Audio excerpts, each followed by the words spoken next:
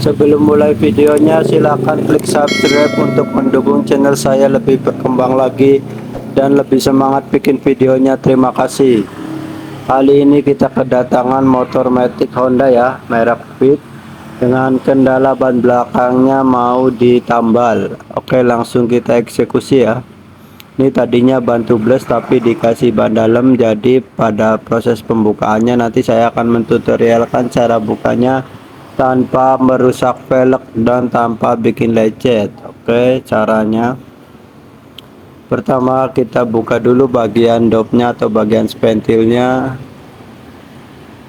Kemudian ini saya coba sekali pakai cukit ya, dan ternyata susah alias nempel ke bagian velgnya ya.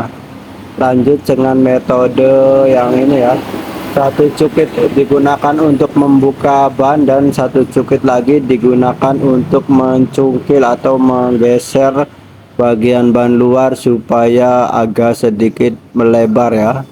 Tekniknya jadi seperti itu. Satu cukitan kita digunakan untuk menahan dan satu laginya kita gunakan untuk menggeser bagian ban luar yang menempel pada bagian velg. Terus aja seperti itu, berpindah-pindah tempatnya ya, sampai udah ada sedikit celah dan kita pindah bagian atasnya dikit. Pindah-pindahnya jangan langsung jauh ya, tapi sedikit-sedikit saja. Nah, kalau sudah ada sedikit celah bisa kita tekan pakai tangan ya, atau kita cukit lagi kalau belum ada celahnya. Nah, kalau sudah seperti ini kita tekan aja, kita sedikit cukit lagi.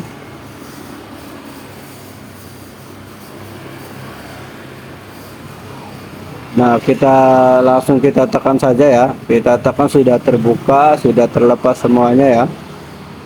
Nah, begitulah sedikit caranya ketika kita mau melepaskan ban bekas tubeless tapi sudah dikasih ban dalam ya. Sebelah kanannya juga sama tekniknya seperti itu. Satu cukitan digunakan untuk membuka dan satu lagi digunakan untuk mendorong ya. Jadi jangan dulu dicukit sebelum bannya itu tidak menempel ke bagian samping ya. Jadi kalau misalkan dipaksa mencukit bakal susah.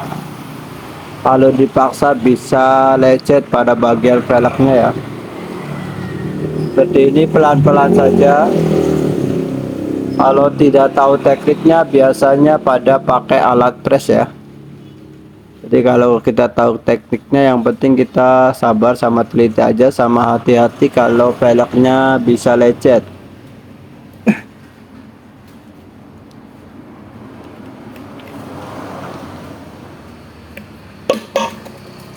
Setelah terbuka semua, lanjut kita ke proses pencukitan. Kita tekan-tekan dulu supaya bannya rata dan tidak menempel pada bagian samping-samping velg. Oke, satu kali cukitan sambil saya putar bagian bannya sambil saya tekan-tekan ya.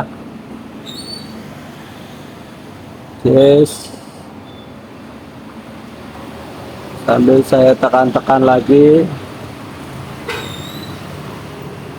Oke, setelah sedikit terbuka, lanjut kita ke dua cukitan ya. Cukitan pertama kita selapkan ke bagian kabel rem belakang ya, atau kampas rem. Oke, setelah 2 atau 3 kali pencukitan biasanya sudah mudah, jadi kita lanjut cukit saja keseluruhannya ya.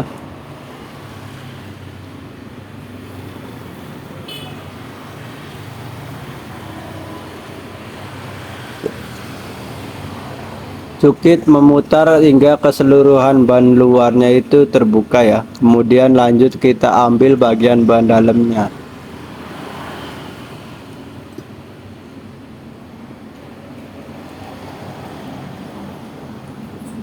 Nah, setelah bannya sudah diambil, lanjut kita tarik saja seluruhnya supaya ban dalamnya bisa keluar. Kemudian kita selapkan atau kita masukkan ke belakang roda, jadi ban dalamnya itu bisa dikeluarkan ya. Beda mekanik, beda caranya juga. Ada yang proses pencukitannya dari sebelah kanan atau samping knalpot ya. Kalau saya lebih suka dari yang sebelah kiri karena posisi badan saya lebih enak.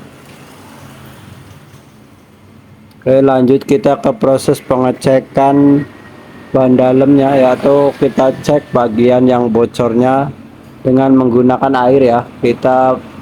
Setelah kita pompa, lanjut kita putar bagian yang akan kita cek ya. Cirinya seperti biasa, kalau misalkan ada yang bocor biasanya muncul gelembung-gelembung udara ya dari angin ya, ada angin yang keluar di dalam air, jadi akan timbul gelembung udara. Setelah kita temukan, kita tandain dulu pakai tusuk gigi ataupun pakai spentil ya, bisa. Setelah itu kita lanjut ke proses pembakaran atau pengepresan.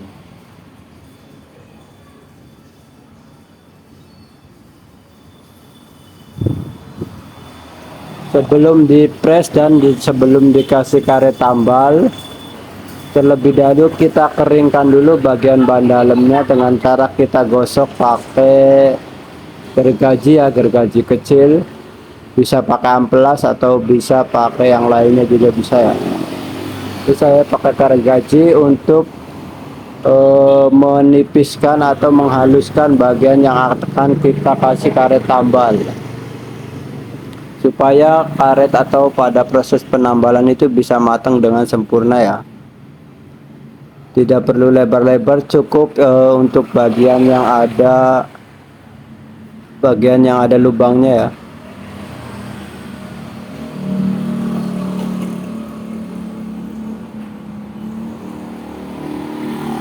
Setelah merata, lanjut kita siapkan bagian karet tambalnya ya. Karet tambalnya saya pakai yang biasa beli saya di toko otomotif ya. Jadi tidak perlu pakai lem karet ataupun lem sepeda atau lem ibon ya. Ini cukup kita ada sedikit lem seperti lakban ya, jadi kita cukup tempelkan terus kita press.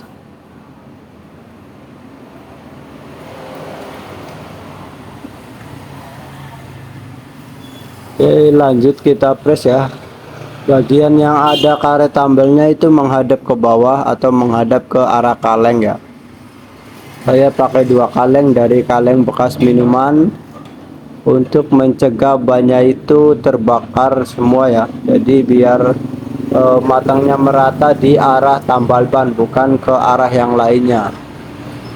Setelah itu kita press pada bagian yang kita ada karet tambalnya, kemudian kita kencangkan dan bagian ban yang lain kita gantungkan saja supaya tidak ikut terbakar. Oke, setelah itu kita kasih spiritus ya. Bahan bakar yang saya pakai ini masih bahan bakar tipe lama alias pakai spiritus. Kalau yang sekarang sudah ada yang pakai listrik, bahkan ada yang pakai gas juga ya, otomatis, tapi saya masih pakai spiritus. Kayak proses pembakarannya nanti saya skip karena lumayan cukup lama.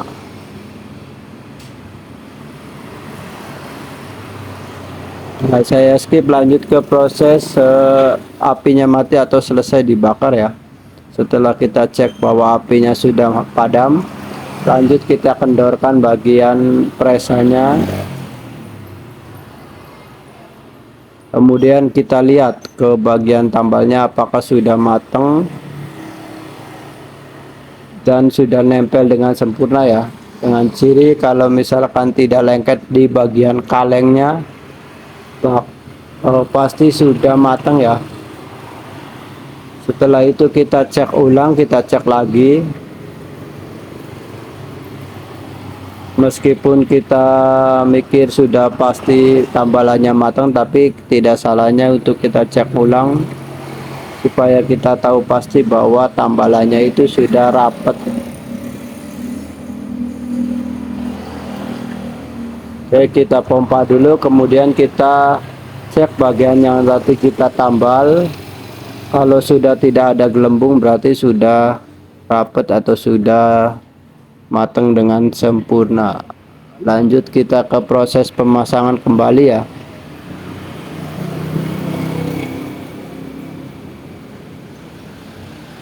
Sebelum ban dalamnya dipasang kembali, terlebih dahulu kita cek bagian dalam ban luarnya ya, rodanya. Ini ada lapisan atau ban dalam bekas yang dipotong ya, untuk mengurangi gesekan. Kita cek dulu, kita periksa bagian dalam rodanya ya. Kita raba-raba saja pakai jari. Hati-hati kalau ada paku atau benda tajam yang lain. Dicek secara memutar keseluruhan.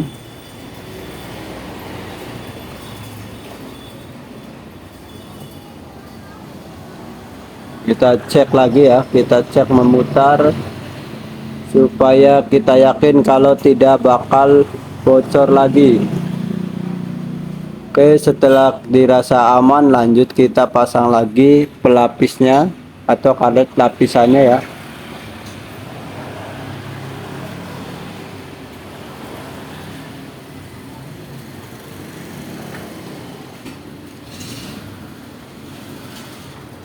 Kemudian lanjut kita pasang lagi ban dalamnya. Nah, seperti biasa saya masukkan dari sela-sela shockbreaker ya, dari situ. Oke, setelah itu kita putar sampai bagian dopnya menghadap ke bawah, kemudian kita masukkan bagian dopnya dahulu.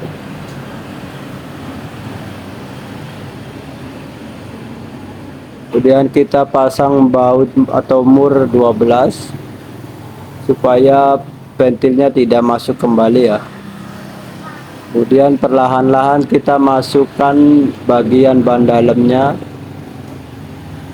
secara keseluruhan setelah memutar ya.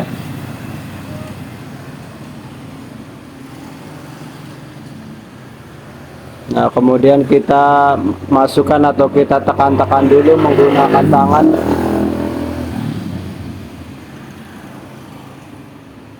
Nah, supaya masuk seperempat bagian ya, dengan menggunakan tangan saja kita tekan. Kemudian dilanjutkan dengan menggunakan cukit. Ini saya memastikan supaya bagian dalamnya tidak ikut tercukit, jadi saya singkirkan ya ban dalam yang mengarah ke bagian velg. Jangan lupa tekniknya, 1 kali cukitan, kemudian kita tekan-tekan bagian atasnya juga ya. Oke, 1 kali cukitan, 2 kali cukitan, kemudian saya tekan lagi arah berlawanannya supaya bannya itu tidak menempel pada bagian velg sehingga proses penyukitannya itu tidak keras. 1 kali cukitan saya putar lagi. Terlihat sepele tapi ini penting ya, jangan sampai dilupakan supaya kita hemat tenaga juga. Kalau kita sudah tahu selanya pasti kerjaannya lebih mudah.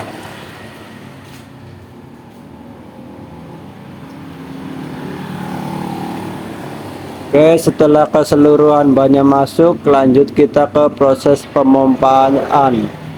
Jadi dipompa kembali ya. Kita paskan dulu supaya bagian bannya itu tidak nyelap.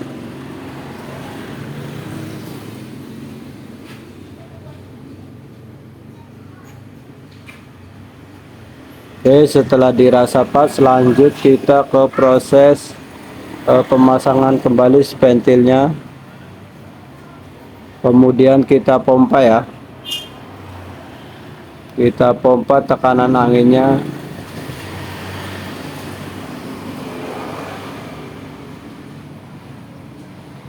Dan selesai ya proses